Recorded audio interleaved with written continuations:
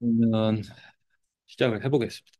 일단 아유르베다 음식학 오픈 클래스고요. 이제 여기 오신 분들 다 뭐 음식학 과정 궁금해서 오신 분도 계시겠지만 아유르베다 자체에 대해서 생소하신 분도 많아서 어, 그냥 가볍게 아유르베다라는 게 뭐고 여기서 음식에 대해서 어떻게 다루는지를 들어보는 시간이라고 생각하시면 되겠습니다.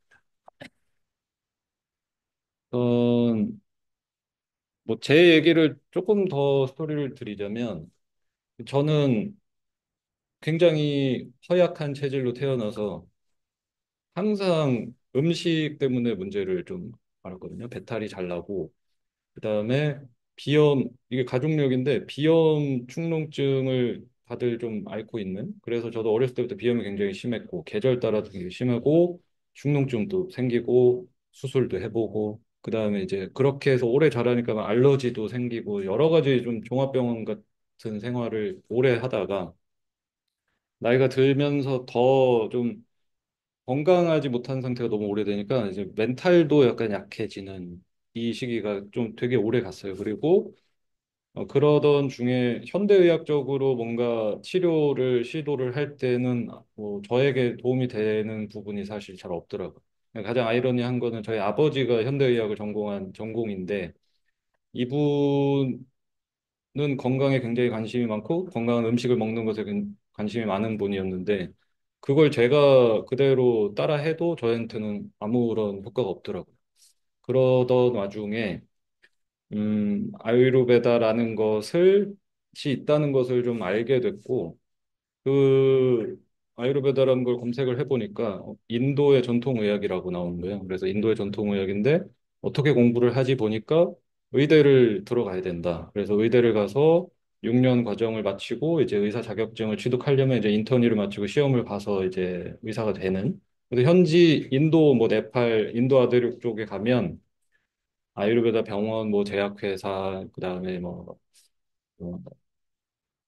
대학교 개원의 뭐 이런 것 전공의까지 해서 이렇게 다 있는 실정이고 저는 이제 거기서 공부를 하고 한국에 와서는 이제 제가 직접적으로 의료 행위를 할 수는 없기 때문에 거기서 취득한 자격증 자체는 한국에서 의료 행위를 할 수 없기 때문에 한국에 와서 좀 아버지 병원에서 근무를 지금 한 거의 8년, 9년 하면서 수련의로 좀 많이 환자를 볼 때 어떻게 보는지를 좀 배우면서 제가 저한테 건강해지는데 가장 큰 핵심이었던 음식을 바꾼 데서 좀 시작을 했어요. 그래서 이 음식을 가지고 내가 좋아졌고 음식 주변에 인도에서 음식 공부는 물론이고 뭐 어, 의학적인 부분도 공부를 했지만 뭐 요가나 명상, 마음 공부에 대한 것도 좀 많이 하면서 이걸 어떻게 좀 엮어보면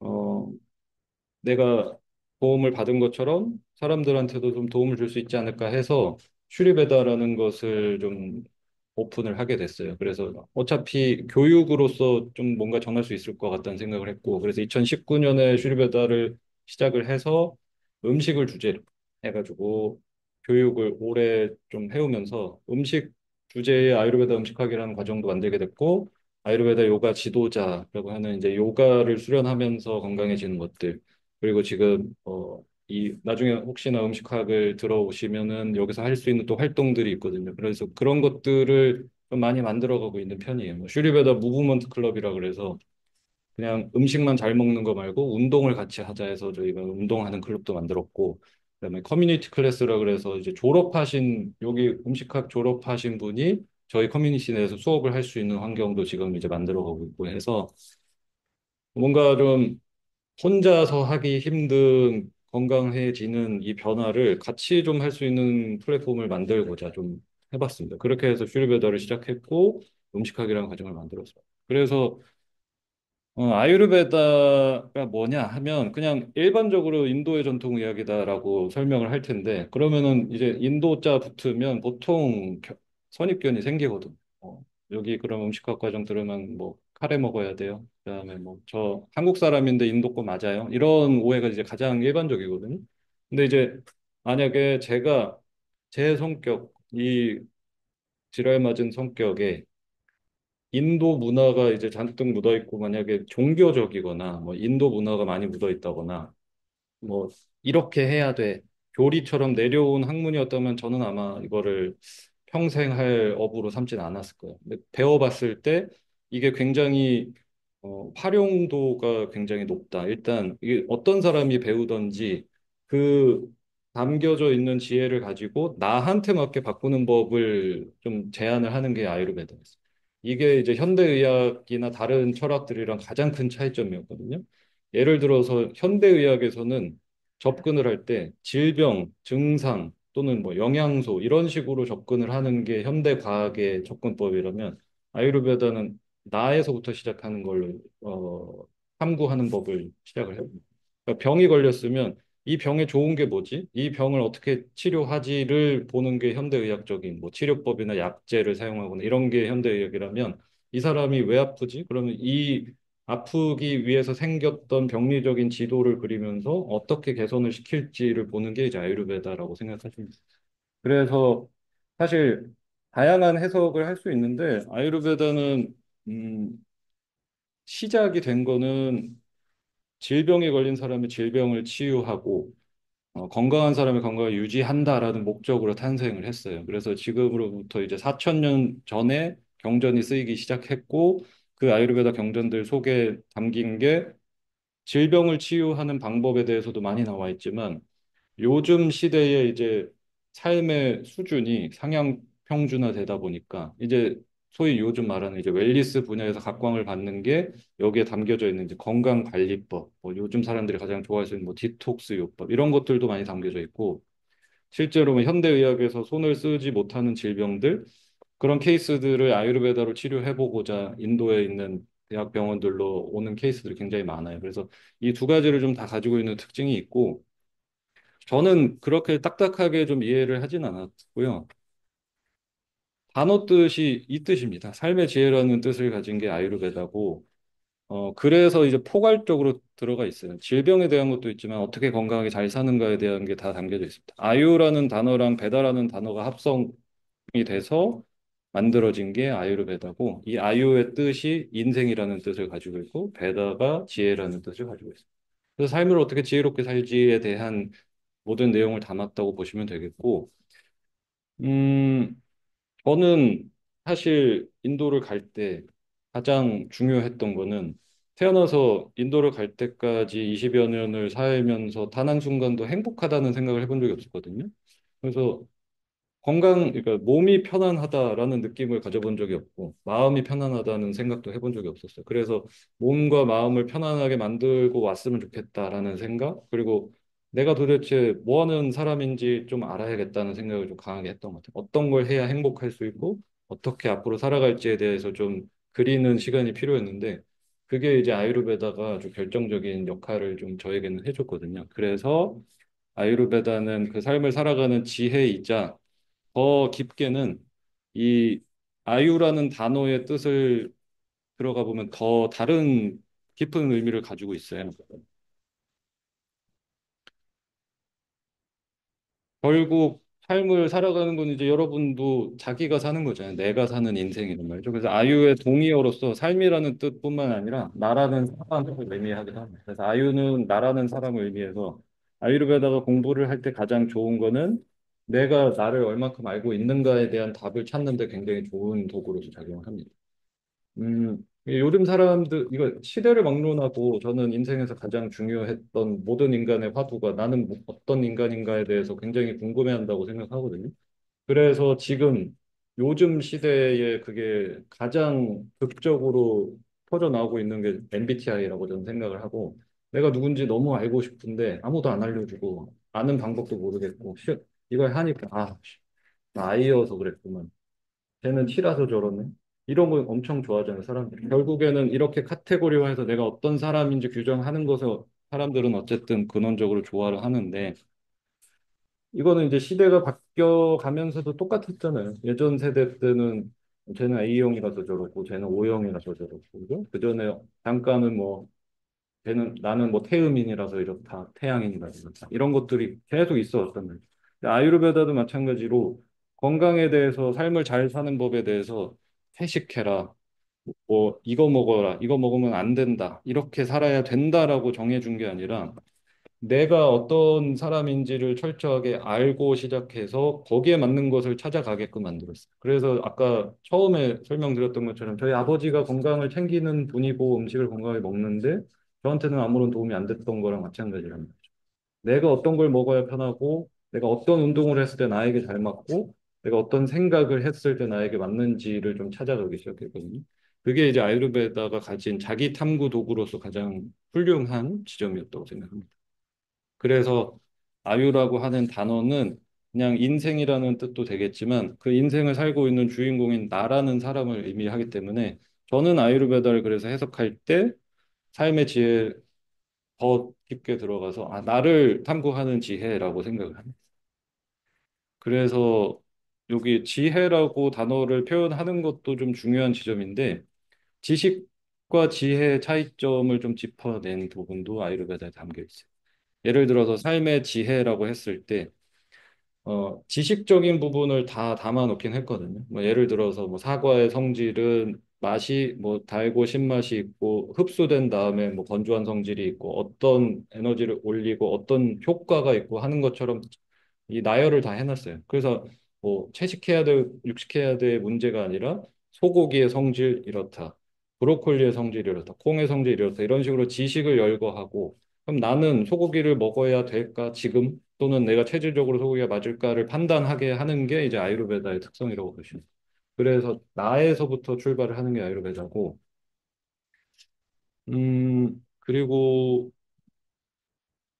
그래서 이 삶의 주체에 대한 생각을 지식적으로 전달을 했지만 나한테 적용하는 방법이 지혜라고 구분되는 지점이란 말이죠.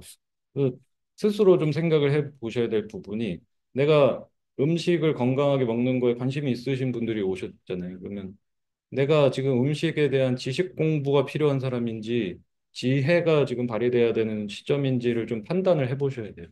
왜냐하면 지식은 아무리 공부를 하신다고 해도 이 유튜버가 하는 이야기, 저 의사가 TV에서 나와서 하는 얘기, 신문에 나오는 얘기 계속 달라지고 유행 따라 바뀌고 뭐가 바뀌고 있단 말이죠. 지식들은 계속해서 나오는데 나는 그걸 공부를 하고는 있는데 지식 공부의 특징이 편리함을 제공한다거든요. 지식을 쌓으면 삶이 편리해진다. 아는 만큼 보이니까. 근데 내가 괴로운 상태를 해소하는 것은 지혜에서 온다 그랬단 말이에요. 그러니까 지식을 공부하는 것은 편리함을 주지만 지혜를 공부하는 것이 내 괴로움을 해소할 수 있단 말이죠. 그럼 나는 맨날 책들을 보다 보면서 이 양반이 이렇게 얘기했구만 맞네 맞네 맞네 하고서는 이렇게 해야지를 하실 게 아니라 지식을 채웠으면 그거를 나에게 맞게 적용할 수 있는 지혜를 용기를 내서 실천을 하시는 부분이 필요하다는 거예요. 아유르베다는 거기를 가장 강하게 좀 짚어냈습니다. 괴로움이 해소되는 지점은 어, 솔직하게 얘기를 해서 여기 계신 여러분 중에서 건강하게 사는 방법을 모르시는 분은 단 한 명도 없단 말이죠. 다 알아요. 할머니가, 할아버지, 할머니의 할머니의 할머니가 계속 했던 얘기 있죠. 일찍 자, 일찍 일어나, 규칙적으로 먹어라, 건강한 거 먹어라, 적당히 먹어라, 간식하지 마라, 싸우지 마라, 운동해, 일찍 자라. 다 알잖아요. 이게 지식이란 말이에요. 건강해지려면 일찍 자야 되는구나, 일찍 일어나야 되는구나, 규칙적으로 먹어야 되는구나, 양껏 먹어야 되는구나, 좋은 거 먹어야 되는구나, 지식이죠. 그러면 나는 왜 괴로울까? 여기에서 필요한 게 지혜란 말이죠. 지식이 아 나한테 좋은 거네. 그러면 내가 해야지를 적용하는 게 지혜란 말이죠. 이 지점이 굉장히 중요한 부분으로 아유르베다는 또 꼽고 있습니다. 그래서 아유르베다는 음식에서 일단 포인트를 보여드리면 뭐 눈앞에 있는 음식을 생각을 해보시면 아유르베다는 내가 짱이다. 내가 주인공이다로 보는 게 아유르베다. 현대과학은 이걸 자르고 쪼개고 현미경을 보고 시약을 묻혀서 보고 먹여보고 합성을 해보고 해서 아 케일 눈앞에 케일이 있어요. 현대과학적으로 보는 법 눈이 안 좋다. 루테인이 부족하다. 루테인 케일 속에 많다. 케일 많이 먹어라. 이게 이제 현대과학이라면 지금 내 눈앞에 있는 케일, 나는 지금 이 생채소 소화할 수 있나 없나를 보는 게 아유르베다라는 거죠. 그래서 모든 음식을 볼 때 내 소화력을 기준으로 볼 거냐, 아니면 이거를 음식이 아니라 영양소로 보고 따져갈 거냐가 아유르베다가 보는 차이점이라고 보시면 돼요. 그러면 뭐가 틀린 부분은 없어요.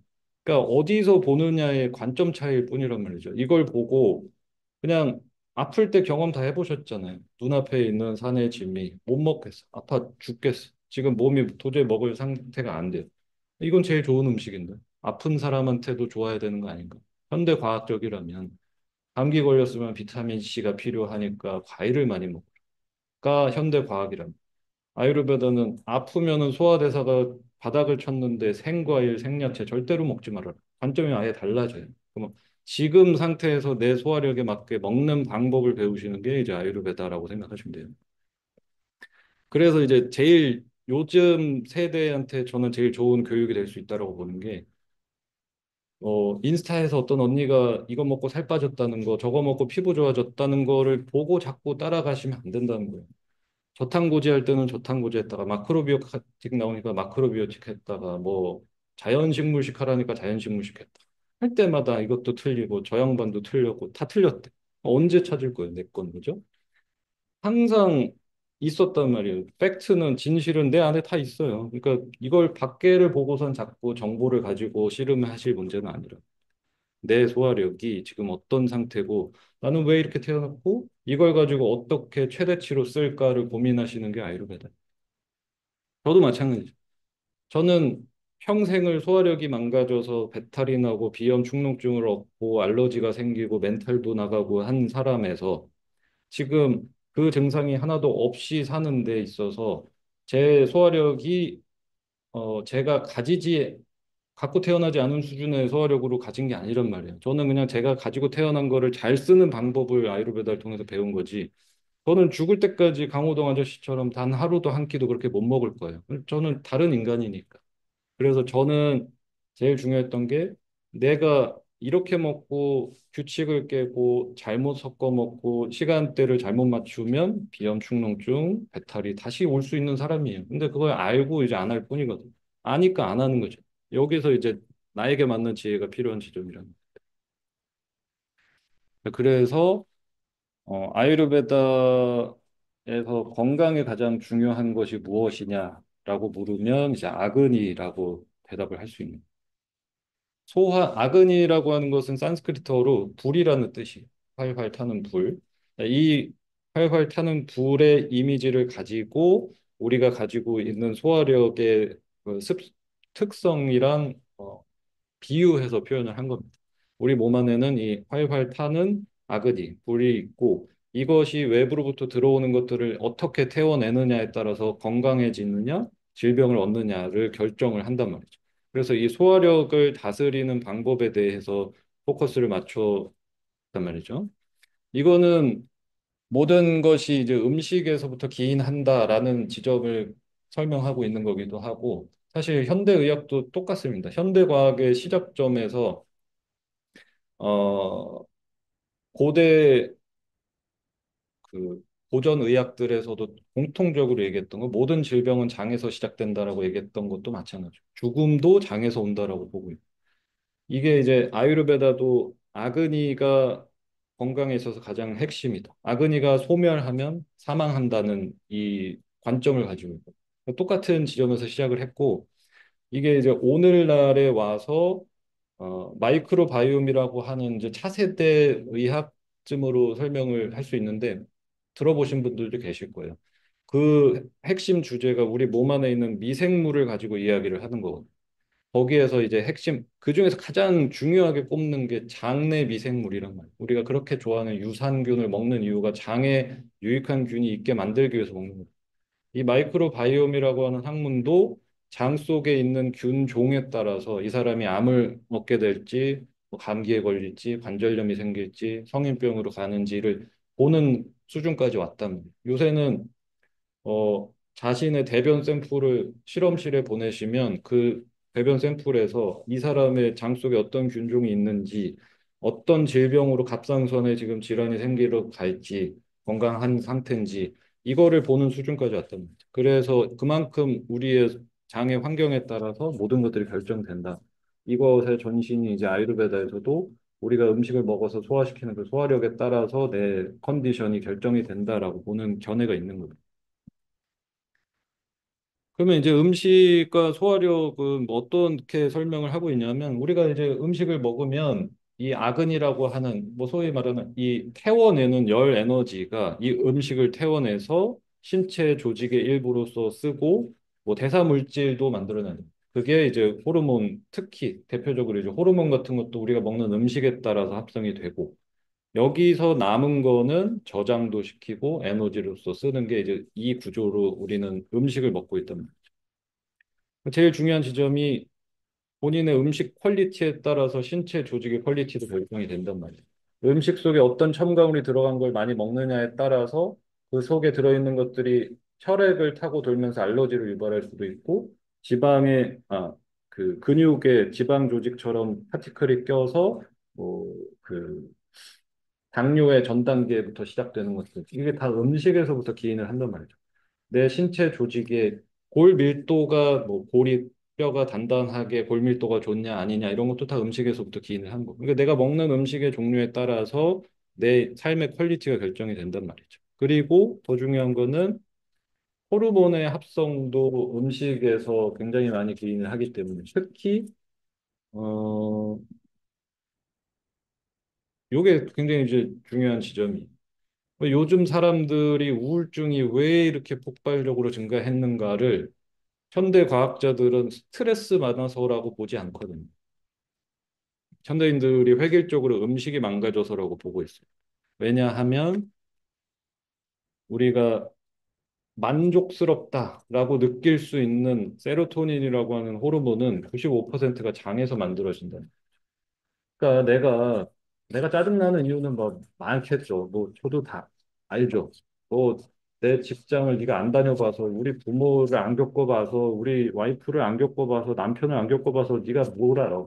라고 하실 거 알지만 윤석열 때문에 문재인 때문에 트럼프 때문에 코인 떨어져서 주식 떨어져서 집값 떨어져서 날씨 안 좋아서 되려면 될 수 있죠. 그거 다 아는데 기본적으로 과학적으로다가 내가 오늘 흥질이 나고 만족도가 떨어지는 나한테도 짜증나고 사람을 봐도 짜증나는 데 있어서는 과학적으로 얘기를 하는 거예요. 세로토닌의 분비가 철저하게 떨어지면서 생긴단 말이죠. 그거는 음식으로 인해서 오는 장에서 95%가 만들어진단 말이죠. 그 음식이 망가지신 분이 삶에서 만족스럽다라고 행복감을 느끼기는 과학적으로 어렵다는 거란 말이죠. 그러니까 음식에 따라서 삶의 질이 달라질 수 있다고 봅니다. 그래서 음식을 먹으면 내 몸에 진짜 혈액을 타면서 다 각종 질병을 유발할 수도 있고 호르몬이 유입이 돼서 호르몬 교란 물질 때문에 신경계, 호르몬계가 망가질 수도 있는 거죠. 여러 가지 일이 있을 수 있는 거죠. 그리고 어떤 것들이 저장이 되느냐에 따라서도 달라집니다. 그러니까 단적인 예를 들어드리면 요즘에 이제 뭐 동물을 사육을 할 때 호르몬제나 항생제를 많이 맞춰서 키운단 말이죠. 또는 이제 닭을 움직이지 못하는 요 조그만 틀에서 알 많이 나오라고 주사를 놓고 병 걸리지 말라고 항생제 놓고 뚱뚱해지라고 호르몬제 놔서 한단 말이죠. 그럼 그 계란 하나에 떨어질 때 요 안에 스트레스 호르몬, 성장 호르몬, 항생제 다 들어간단 말이죠. 요렇게 나온 달걀은 보통 이제 뭐 우리가 흔히 사 먹는 토스트 가게 또는 뭐 술집에서 나오는 계란찜 그런 데 들어갈 이 번호가 다 있단 말이죠. 닭을 풀어놓고 자연 방사에서 약을 안 놓고 그 자연 사료를 먹여서 키우면 그 달걀 번호에 보시면 1번이 이제 딱 붙어. 보면 이제 한 알에 한 1,000원 하는 거. 이러면 이런 거 드시면 단백질도 좋고 몸에 건강해지는데 좋겠죠. 그런데 보통 이제 뭐 식당에서 쓰는 것들, 배달 전문점에서 쓰는 것들 번호 보통 한 5번, 6번 이렇게 되면 그 속에 들어있는 호르몬, 항생제, 스트레스 호르몬 다 들어온다. 그럼 나는 요 달걀 하나 먹으면 내 몸 안에 항생제 들어와서 장 속에 있는 균 죽죠. 스트레스 호르몬 들어와서 스트레스 지수 올라가죠. 이런 식으로 이제 바뀌기 시작합니다. 그만큼 이제 음식을 가려서 먹지 않으면 이 컨디션의 조절이 굉장히 어려운 지경이 왔단 말이죠. 더 크게는 특히 이제 뭐 우유, 계란, 그다음에 소한테 맞는 이 주사, 소가 맞는 주사 중에 그러니까 이건 그러면 여기서 나오는 우유, 치즈, 뭐 소고기가 해당이 되겠죠? 그러면 그 소들이 맞는 항생제 중에 그 광과민 반응을 일으키는 그 항생제들을 많이 써요. 광과민 반응을 일으킨다는 게 혹시 뭐 종합병원이나 이런 데 다니시면서 항생제 처방을 받아보신 분 중에 이렇게 까만 봉투에 주는 항생제들이 있습니다. 빛을 보면 안 된다 해가지고 빛의 예민한 광에 과민하게 반응하는 항생제들이 있거든요. 그럼 그런 거를 드시면 그 잔여물들이 보통 지방 조직과 근육 사이에 낀단 말이죠. 그러고서 이제 햇빛을 나가서 보시면 알러지가 생기는 거예요. 그러면 나는 전에 없었는데 알러지가 생겨버렸네. 햇빛을 보니까 그 약물들이 이제 반응을 일으키는 이런 환자분들도 많아요. 저희 이제 아버지가 피부과 전문이라 병원에 오시는 분 중에서 그런 광과민 반응을 일으키는 그 알러지를 일으켜서 오시는 분들도 꽤 있거든요. 그러면 이제 음식에서 기인하는 것들이 있고 이런 것들이 폭발을 하는 지점을 만드는 게 바로 이제 심리적인 부분이죠. 이제 알러지 얘기로 잠깐만 빠지면 음식으로부터 기인해서 염증 수치를 올리는 거, 면역력이 떨어지는 거. 그러면 내 면역력은 떨어지고 염증 수치는 올라가서 혈액을 타고 돌기 시작한다. 이때 심리적인 부분까지 결합이 되면 탁 터져나가는 게 알러지의 특성입니다. 그러면 알러지 환자가 개선이 되는 방법이 뭐겠어요? 피부과 전문의를 찾아가서 손 대지 말고 고쳐내쇼. 보통 100명 중에 99명은 이 애티튜드로 오거든요. 뭐, 아, 전기장판 쓰지 마세요. 때밀지 마세요. 섬유유연제 쓰지 마세요. 뭐, 음식 깨끗하게 드세요. 그런 거 다 모르겠고, 나 바쁘니까 먹으면 딱 낫는 약 내놓으쇼. 보통 다 이렇게 오시거든요. 이 사람이 좋아질 수 있는 방법? 단 한 가지밖에 없어요. 음식을 바꾸고. 원인을 제거한다. 그래서 어렵단 말이죠. 심리적인 부분도 케어해야 되고 음식도 바꿔야 되고 막 화학 제품을 쓰는 것도 바꾸셔야 되고 하는 등 굉장히 어려운 부분이에요. 다만 좋아지는 환자분들의 케이스를 보시면 그걸 하신 분들은 좋아진단 말이에요. 몸은 이 단순해요. 인풋이 달라지면 결과치를 다르게 내놓을 수 있기 때문에 거듭 말씀드리면 저는 인도 가서 병을 고쳐서 새 사람이 돼서 온 게 아니라 이거를 안 터지게끔 다스리는 법을 배워서 그냥 평생 지키면서 사는 사람이 된 거지. 이걸 하니까 건강해져서 이제 뭐 예를 들어 음식학을 한번 딱 수료를 하고 나면 짠 하고 건강해져가지고 이제 평생 그냥 떡볶이, 치즈, 뭐 치맥 때려도 괜찮아. 이런 거는 없어요. 이런 환상은 일단 좀 버리셔야 됩니다. 어디를 찾아가신다고 해도 그렇게 사람이 바뀌는, 체질이 바뀌는, 유전 정보가 바뀌는 일은 일어나지 않는다. 그래서 내가 어떤 지점에서 아프냐를 보시고 인풋을 제거하고 평생 지키면서 그 기분 좋은 걸 유지하는 습관을 들이시는 게 가장 중요하다. 네, 여기에서 이제 무엇을 먹느냐보다 그러면 이제 아그니에서 소화력에서 가장 중요한 거는 아, 저탄고지 해야 되나, 뭐, 황제 다이어트 해야 되나, 키토제닉 해야 되나, 이런 거를 좀 생각을 안 하셨으면 좋겠어요. 본인이 직업 영양사가 아니시라면 음식을 볼 때 무슨 영양소, 식단, 저 양반이 하는 거, 키토제닉, 뭐, 케톤체 보이지도 않는 걸 뭘 보고서는 자꾸 그런 거를 자꾸 매달리시는지 모르겠는데 음식을 먹을 때 가장 중요한 건 내 소화력이랑 이 음식이랑 이제 맞짱 뜰 건데 이기는 싸움 하느냐 지느냐 이것만 생각하시면 돼요. 먹을 때마다 내 소화력이 지금 이거를 어느 정도 상쇄할 수 있으면 드시면 된단 말이죠. 이게 채식이건 육식이건 그게 중요한 게 아니라 이거를 지금 어떻게 내가 처리를 할 수 있는가를 생각을 하면서 이제 음식을 의식적으로 접하는 거를 배우셔야 하고 그래서 어떤 음식이 좋으냐는 사실상 에너지 싸움에서 이길 수 있는 싸움을 하냐 마느냐를 따지셔야 돼요. 단적인 예를 들어드리면 소화력이 망가지신 분들이 제일 먼저 하는 잘못 가는 스텝이 건강이 망가졌으니까 이제부터 아침에 일어나서 왜 하는지도 모르겠는데 찹즙을 내려 마시고 즙을 짜서 먹고 과일을 많이 먹고 생야채를 많이 먹고 이런 식으로 가시는 분들이 생각보다 너무 많단 말이에요. 그냥 과일 좋은 거라고 하니까 주스 좋으니까. 그리고 이 차를 우려서 하루에 1리터씩 마시면 몸이 막 씻겨 나간대, 디톡스 이런데. 그런 거 쓸데없는 거를 들고서는 계속 마시면서 몸을 갉아먹는단 말이죠. 애초에 주스 안 마셔서 차를 안 마셔서 아픈 인간은 없단 말이에요. 그럼 내가 아픈 이유가 차 안 마시고 주스 안 마셔서 아픈 게 아닌데 왜 그렇게들 아프기만 하면 주스랑 차를 찾으시는지 모르겠지만 기본적으로 근원으로 돌아가셔야 돼요. 그리고 뭐 단적으로 과일, 채소, 특히 과일 같은 경우는 소화하기 쉬운 음식이 전혀 아닙니다.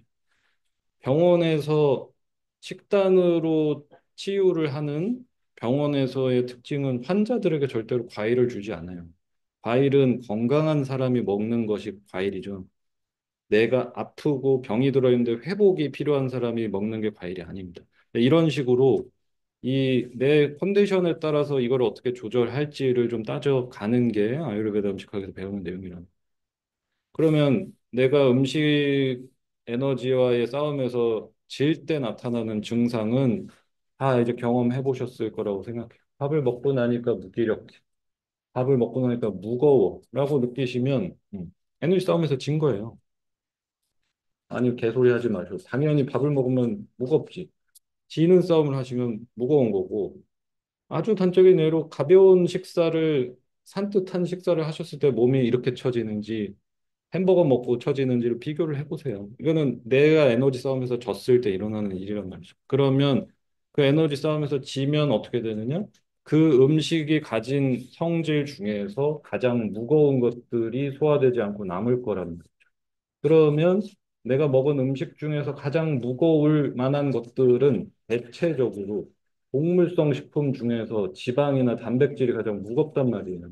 그러면 내가 식기니를 가질 때마다 뭐 예를 들어 밀크쉐이크, 라떼에다가 뭐 고기랑 뭐 이런 걸 드셨다고 생각을 해보세요. 치즈 들어간 뭘 먹었어. 크림 들어간 걸 뭘 먹었다. 먹고 무기력감을 느낀다, 처진다.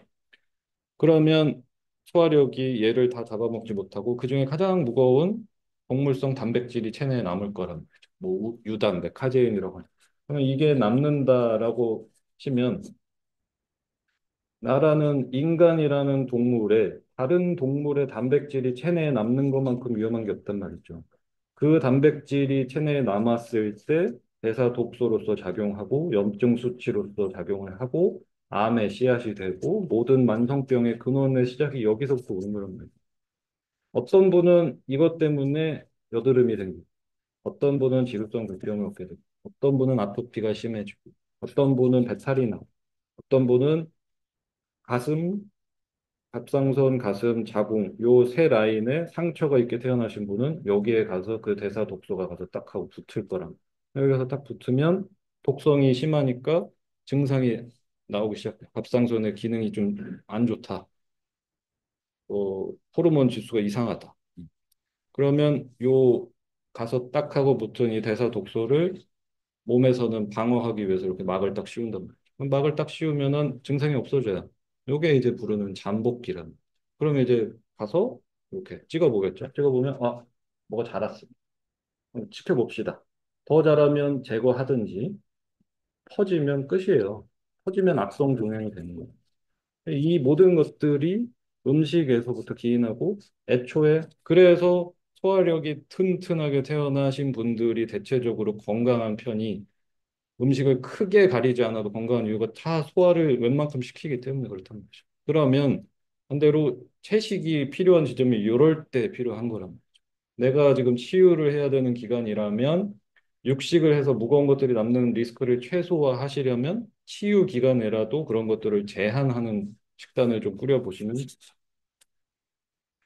근데 내가 만약에 맨날 그렇게 푸석푸석하고 건조한 현미에다가 생채소에다가 쌈장만 푹푹 찍어가지고 맨날 차 우려 마시고 과일 우걱우걱 씹으면서 쪽쪽 말라가고 얼굴 푸석푸석해지고 누가 봐도 좀 밥 좀 고기 좀 먹어라라는 소리를 듣고 계시면 지금 잘못 가고 있는 계신 거예요. 아시겠죠?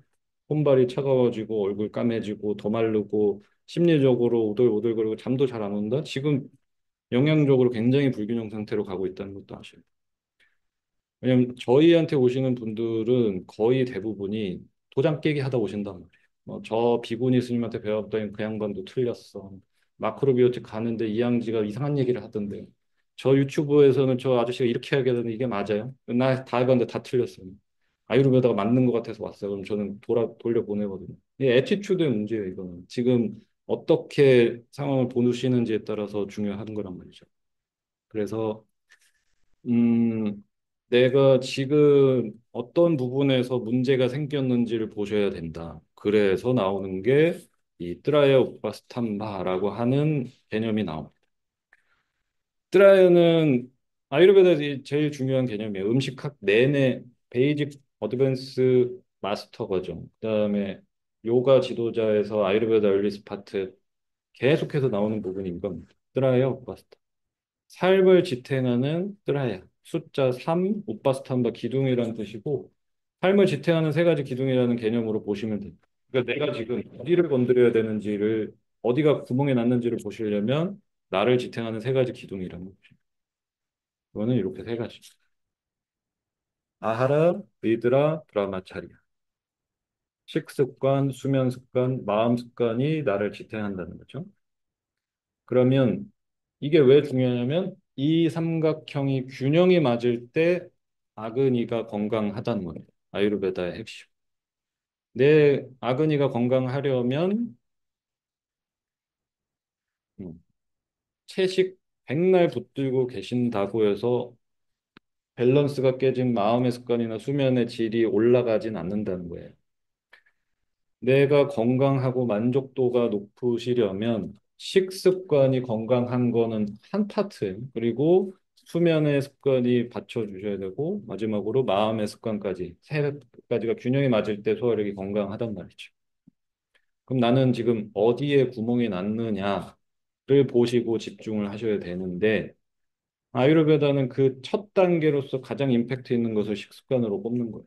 음식에서 성질이 바뀌어야 이 나머지도 상호작용을 하면서 연결이 되기 때문에 음식에서부터 시작을 하라고 얘기해요.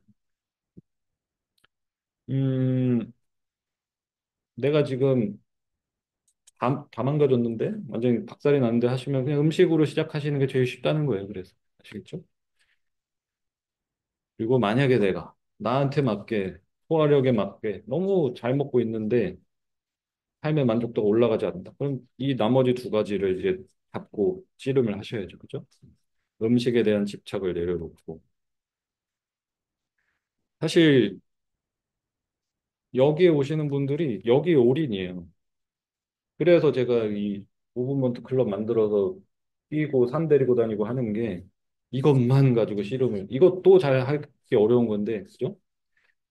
그 이유는 이제 경전이 쓰여진 4천 년 전이면 잘 먹고 잘 자고 마음 습관 다스리기가 웰비잉으로 가는 조건이다라고 보는 게 맞지만 그때는 물을 하나 끌어 가더라도 뭐 밥을 뭐 오늘 끼니 해결하려면 저 뛰어가서 팔을 쏘곤 상질을 하건 칼질을 하건 움직이건 움직임이라는 게 있었단 말이죠. 근데 이제 현대인들의 생활 패턴에서는 움직임 자체가 극도로 제한이 됐기 때문에 의식적으로 억지로 움직임을 생활에 넣지 않으시면 요 앞에 세 가지에 소비되는 것을 따라갈 수가 없다. 그러면 여기 네 가지가 됩니다. 식습관, 수면 습관, 마음 습관, 그다음에 운동까지 넣으셔야 됩니다. 음, 그래서 균형 잡기, 건강해지기, 소화력 좋아지기에 가장 중요한 거는 요 부분이다. 니다나 파레마.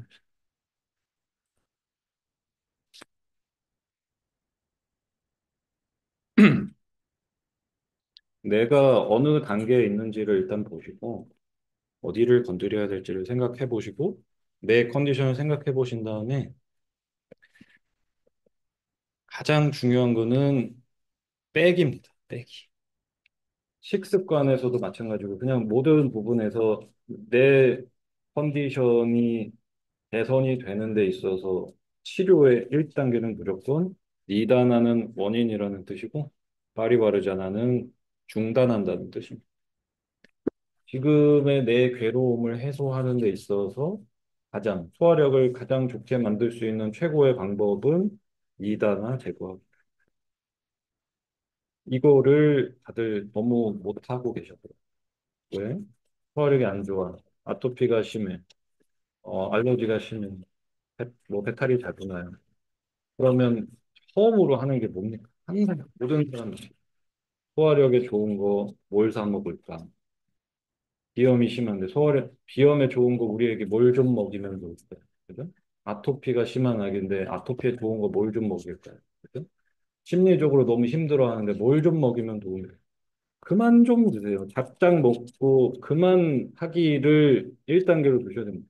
애가 아토피가 심해요. 배탈이 나요. 그러면은 그 아토피를 유발하는 유단백이 들어가지 않도록 우유나 유제품을 끊고 나서 소화에 좋은 것들, 피부 개선에 좋은 채소류들을 더 준다. 이 식으로 가셔야 되는데 음식은 건들 생각을 안 하고 이 아토피에 더 좋다는 거 뭘 먹을까?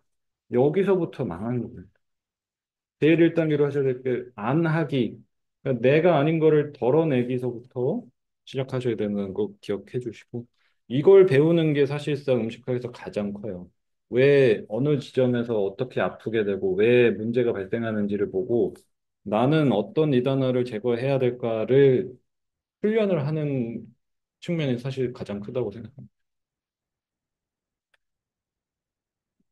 그 중에서 아까 이제 뭐 이 세 가지를 나를 지탱하는 세 가지 중에서 식습관을 가장 중요하게 먼저 다지라고 이야기를 한 이유가 이 파트에서 등장을 합니다. 아유르베다의 주제 중에서 사드 우르타라고 하는 파트가 있고요. 사드가 선이라는 뜻입니다. 우리가 이제 뭐 절을 가면은 참선을 한다고 하거든요. 이런 자기 수행을 하는 행위를 하는데 그때 나오는 선을 사드라고 합니다. 우르타는 행위라는 뜻이어서 선한 행위, 선의의 행위를 하는 것을 어, 그 아유르베다가 이렇게 포괄적으로 담아놨던 거죠. 선의 행위를 실천하는 것이 삶의 질을 높이는 방식인데 이 사르브루타 안에는 그냥 단순하게 사람들과 어떻게 도덕적으로 건강하게 지내고 사회적으로 어떤 일을 해야 되고도 그런 도덕적인 이야기도 있지만 이 선의의 행위에서 가장 핵심은 나에게 선한 행위를 먼저 실천하라고 합니다. 나한테. 선하다는 것은 올바르다는 뜻이고, 그러면 나한테 올바른 행위를 먼저 하라는 거예요. 남한테 친절하고 뭐 도덕적이고 다 필요 없고, 선의 행위에서 가장 중요한 거는 나에게 올바른 행위로서 시작을 하라고 하는데, 거기에서 뭐를 첫 번째로 얘기하느냐? 바로 지르나 히따 믿다라고 하는 구절이 나옵니다. 나에게 마땅히 해야 할 올바른 행위에서부터 시작을 해야 하는데 그것을 식습관에서부터 시작을 하라고 합니다. 지르나, 지르나라고 하는 첫 번째 단계는 소화된 상태를 유지하는 습관을 들이라. 두 번째, 2단계는 식다는 유익하다는 건데 그래서 조금 더 유익한 음식으로 바꾸는 게 2단계. 세 번째, 밑다는 조절된 양을 가는 게 이제 3단계입니다. 근데 이게 왜 올바른 삶을 살아가는 덕을 쌓는 선의 행위에서 왜 식습관이 나오느냐를 보셔야 하는 게 지르나 소화된 상태를 유지하는 데 가장 중요한 게 뭐겠어요? 소화된 상태를 유지하는 데 있어서 가장 중요한 그러니까 내가 내 입에다가 넣는 거를 내 손으로 조절을 하는 거를 먼저 실천을 하라는 거죠. 남한테 야 이거 이러면 되냐 나 같았으면 저렇게 이런 거 하기 전에 내 냉정하게 생각을 해보셔요. 내 인생에서 내 마음대로 되는 게 도대체 뭐가 있는가? 어제를 한번 딱 떠올려 보세요. 날씨 내 마음대로 안 돼. 증시 내 마음대로 안 돼. 직장 상사의 싸가지 내 마음대로 안 돼. 점원의 친절함 내 마음대로 안 돼. 와이프가 나한테 해야 되는 말 내 마음대로 안 돼. 아무것도 내 마음대로 안 돼. 오로지 단 하나 내 마음대로 되는 건 나인데 여기에서 가장 직접적인 게 내 손으로 여기다 넣는 거 조절하는 것보다 쉬운 게 없단 말이야. 삶의 주체를 주도적으로 가져가는 데 있어서 가장 중요한 행위가 이거라는 거예요. 그러니까 내 입에다가 쑤셔 넣는 내 마음대로 언제든 안 먹고 결식할 수도 있고 언제든 채소 집어 먹을 수 있는 이 유일한 내 통제 속에 있는 이거를 못하는 상태라면 지금 삶에서 어디서부터 다시 다잡아야 될까를 조금 이게 통제가 되기 시작하면 외부에서의 관계가 이런 것들도 이제 통제가 되는 순차적으로 나가려는 거죠. 그러니까 소화된 상태를 유지하는 습관을 들이시려면 기분이 더러우니까 먹고 기분이 좋아서 먹고 입이 심심하니까 먹는 이 짓을 그만둘 지혜를 발휘를 하셔야 돼요. 아시겠죠? 개 때문에 먹지. 계엄령 터져서 먹지.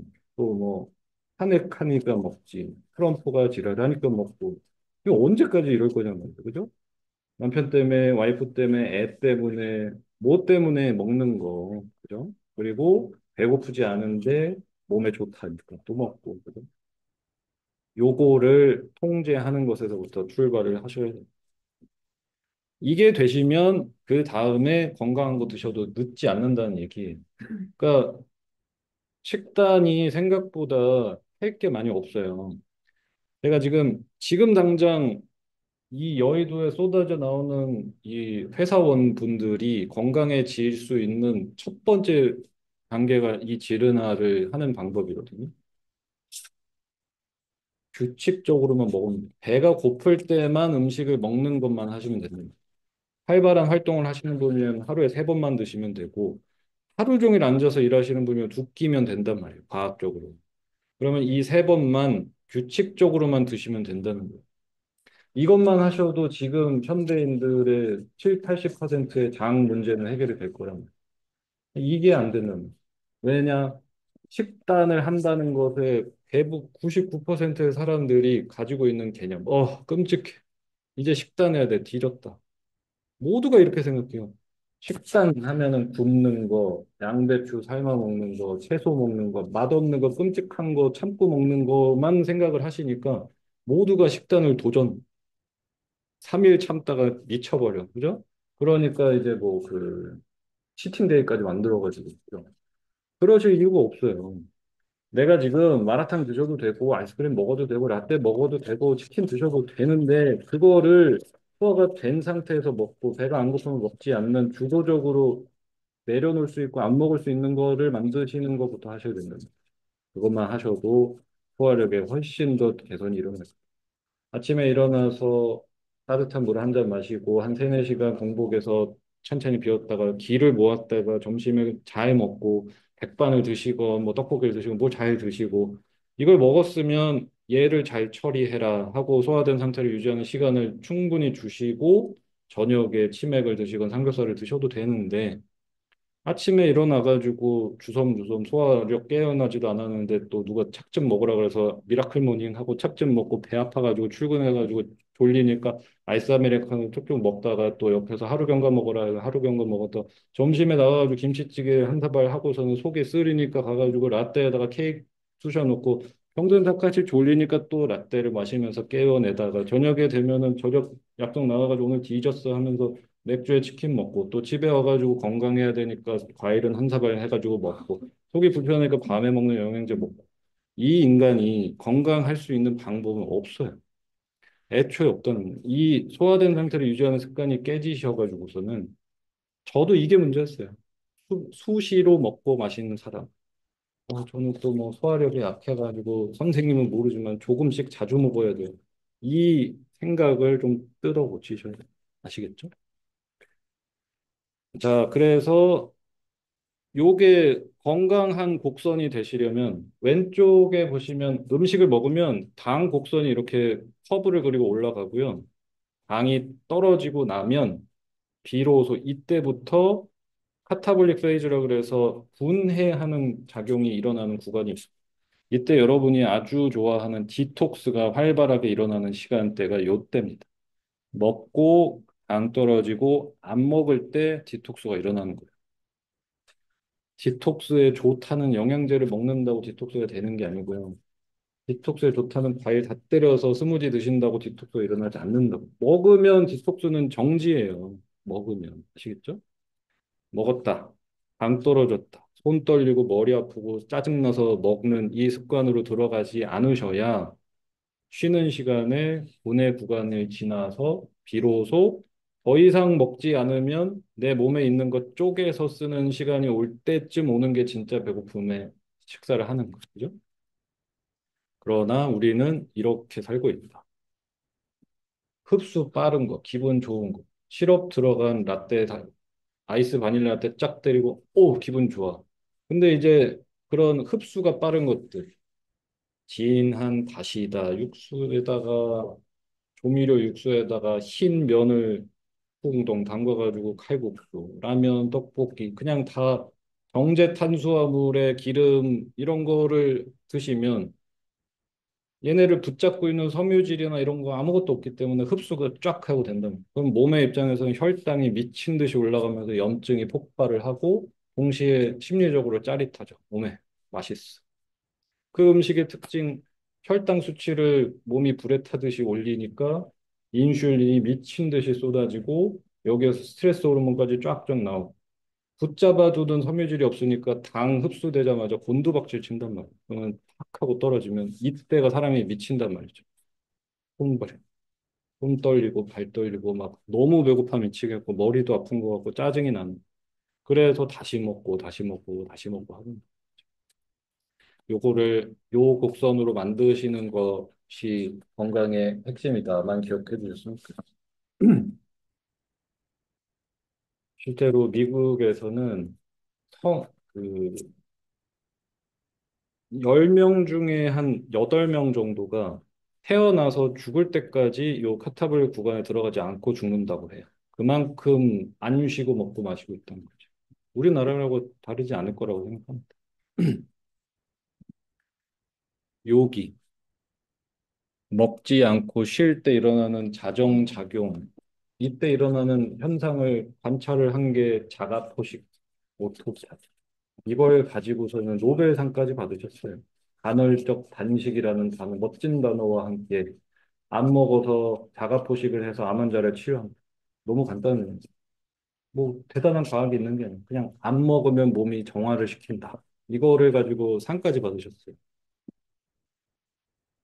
마무리로 건강해지려면 우리는 그러면 뭘 해야 할까요? 아까 드린 얘기입니다. 사실 건강해지려면 뭐 해야 되는지 다 아시죠? 일찍 자고 일찍 일어나고 작정 먹고 적당히 먹고 규칙적으로 먹고 배고플 때 먹고 운동하고 좋은 생각하고 그죠? 모두 다 안단 말이죠. 그럼 왜 아는데 왜 안 할까를 생각을 해보시라는 거예요. 왜 안 할까? 저는 답은 이거라고 생각합니다. 스스로 원하지 않았기 때문입니다. 어, 저는 이 세상에 그 어떤 인간도 게으르다고 생각하지 않아요. 게을러서 운동을 안 하는 사람, 게을러서 건강하게 안 먹는 사람 저는 아예 없다고 생각하거든요. 왜냐하면 내 인생에서 가슴에 손을 얹고 냉정하게 판단을 해보시면 나는 내가 원하는 대로 살아왔어요. 내가 원하는 학교가 있으면 그 학교를 가거나 그 밑에 학교를 갔을 거고요. 내가 원하는 집을 가져야겠다면 그 집을 사거나 그 밑에를 샀을 거고. 내가 원하는 가방을 사야겠다 했으면 사셨을 거고. 내가 원하는 차를 사겠다. 저 여자를 잡아야겠다. 저놈 잡아야겠다면 저놈을 잡거나 그 밑에 놈을 잡으셨을 거예요. 인간은 지가 원하면 그거를 하거나 그 밑에를 해내는 습성이 있단 말이에요. 정말로 내가 건강하게 먹고 싶은데 나는 직장인이라서 나는 이러해서 저래서 안 할까? 나는 정말로 운동을 해야 되는 건 아는데 건강하게 먹어야 되는 거 아는데 이거 지금 먹으면 안 되는 거 아는데 안 하는 걸 정말 원하는데 하지만 나는 정말 피치 못할 사정이 있어서인지 가슴에 손을 얹고 생각을 해보세요. 만약에 내 입에서 반복적으로 아는데 해야 되는 거 아는데라고 얘기를 하고 계시다면 저는 100%의 확률로 원하지 않는다라고 봅니다. 왜냐하면 그 단어를 끝까지 말을 하셔야죠. 끝까지. 건강하게 먹어야 되는 거 아는데 그러기 싫다. 일찍 일어나야 되는 거 아는데 그러기 싫다. 운동 가야 되는 거 아는데 그러기 싫다. 끝까지 말을 하셔야죠. 그러면 뭐예요? 운동 가기 싫다. 건강 먹기 싫다. 일찍 자기 싫다. 일찍 일어나기 싫다.